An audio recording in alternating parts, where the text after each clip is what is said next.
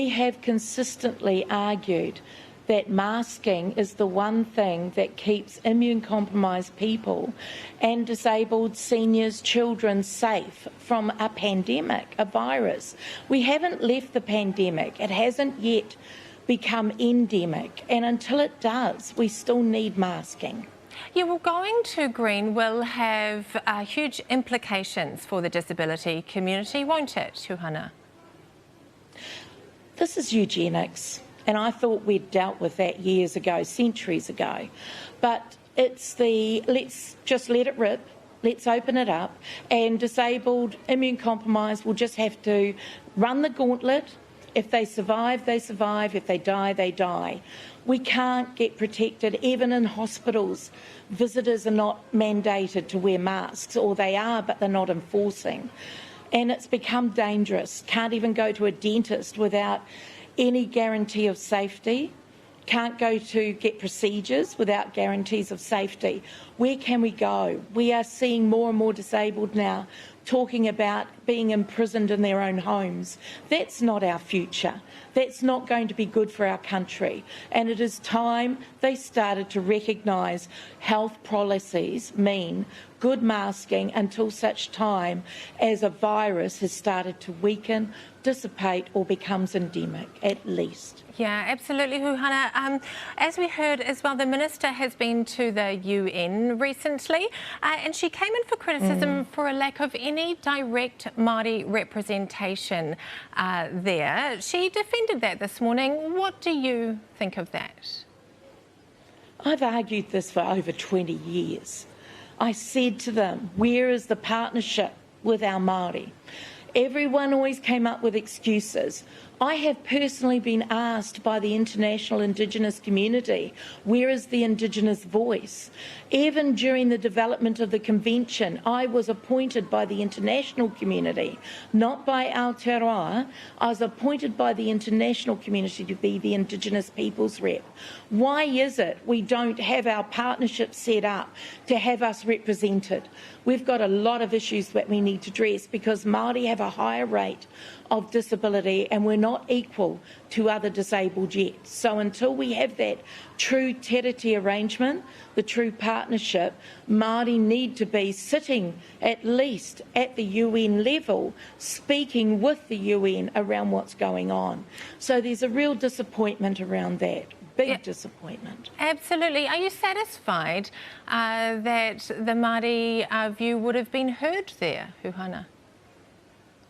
Yes, I am, because again, I've been working with the UN for a number of years and a lot of them are asking where the Māori voice is, because Māori have been recognised as being some of the biggest voices in the development of UNDRIP, in the development of Indigenous work in there, and yet they're absent from the Indigenous disability work.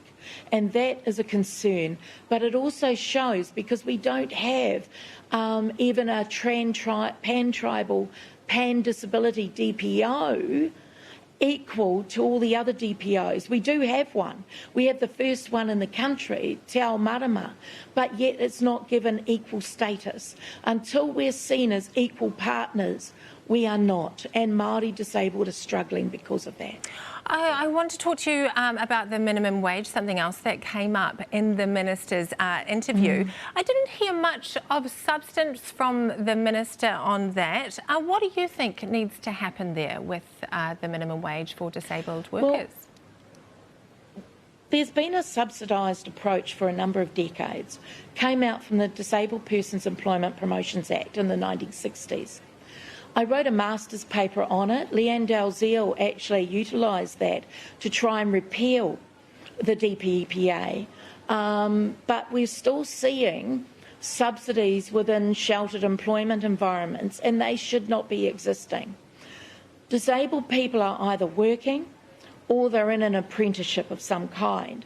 An apprenticeship can allow for a lower wage, but if they're deemed to be working, they should at least have the minimum wage, not a subsidised $1.50 an hour or a day to do your work. They're out there doing work, they're working hard, and some of them actually do quite high levels of work where it's a very good quality. It's just an excuse. There's always been this assumption disabled people do not have the same work values, cannot work to the same level. Well, we've got our first disabled CEO running a ministry. We are capable. Give us a chance, develop our skills and stop trying to devalue us, but put us into an area where you start to see what we can do. Because there's jobs out there, we want to work, let's make it work. We just have to adapt them slightly. Absolutely, Huana. I wanted to mention to you as well, I was surprised as well that the Minister didn't have more recent statistics on just how large the shape, I suppose, of the disabled community that the Ministry is serving. She's relying on numbers from 2013. Does the Ministry need to get to know who it is representing better? Stats New Zealand does not do regular checks on data for disabled people. The Washington report is not done. We've had resistance for decades again, and that is now shown when we can bring up the statistics. I do research in COVID right now. We can bring up Māori statistics, Pacifica statistics, most others, gender, age, but we cannot find out how many disabled have died with COVID. And that is a travesty of injustice to disabled people, because it will prove to you that when Omicron came, it opened the door of danger to disabled people. By not collecting the statistics, you can't be challenged on it, can you? So it's a false comparison. We need those statistics, but we have been told we're not to get them.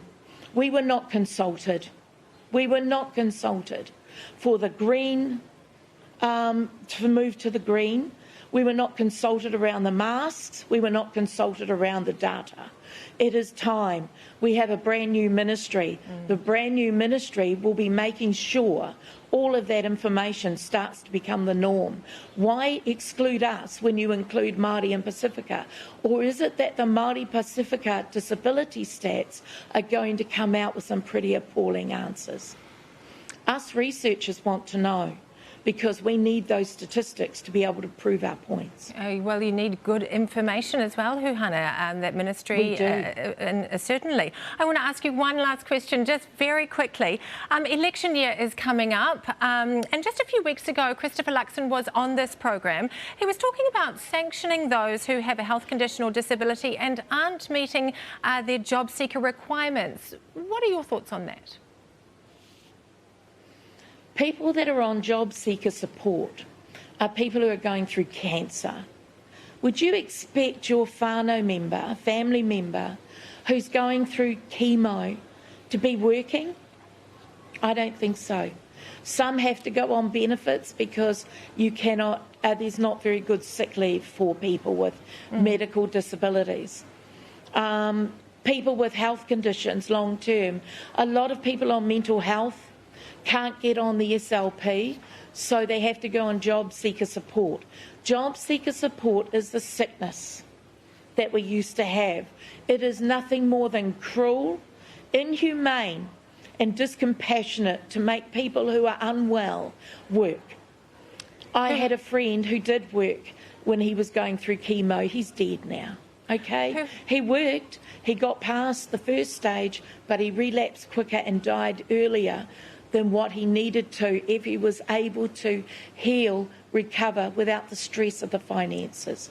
We need to have a better approach, and making people on job seeker work. We already have youth coaches. They're already doing that work. We already have the themes that the Welfare Expert Advisory Group put in: earning, learning, volunteering and working. A lot of those people on job seeker are on 2 or 3 jobs already, but because of part-time work, because 50% of employment is going to end within the next decades, we are actually looking at the way jobs are now, and it's not as it was 20 years ago, well, 10 years ago. The way we're going to be looking at jobs is worse. Huana Hickey, thank you so much for joining us here on The Nation this morning.